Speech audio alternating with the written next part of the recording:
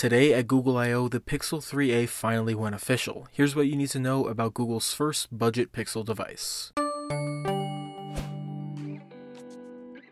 We've got our hands on a Pixel 3a XL, and the first thing that you'll note about this device is what comes in the box. Unlike the standard Pixel 3s, there's no headphones or a dongle in here, but you still get the same USB-C fast charger and quick switch adapter. That lack of headphones is largely because, for the first time since the original, the Pixel 3a has a headphone jack up top. It's a welcome return, but far from the only thing that's changed here. The hardware on the Pixel 3a and 3a XL are entirely made of plastic, and that creates a stark difference in weight compared to the standard Pixel 3, even if the overall size is nearly the same. I also quickly noticed that the glossy portion up top was easy to dirty with fingerprints on the just black model, and the textured plastic that makes up the rest of the phone feels sturdy, but somewhat cheap as well. What's most important about this device though is that it still has the same stellar camera as the Pixel 3 and Pixel 3 XL. The single sensor does lack the visual core chip that comes in the regular Pixel 3, but it still takes stunning photos and even includes Google's revolutionary night sight feature. Up front, there are also some big differences. The 3a XL is the same basic size as the premium model, but it lacks a notch and loses almost a ½ inch of screen real estate. There's also no front-facing speakers on this device, instead offering a bottom-firing speaker, which is backed up by the earpiece. The display on this phone is also still surprisingly an OLED panel, but it's clearly not up to par with the more expensive devices. The viewing angles are pretty unimpressive, and the separation between the glass and the display is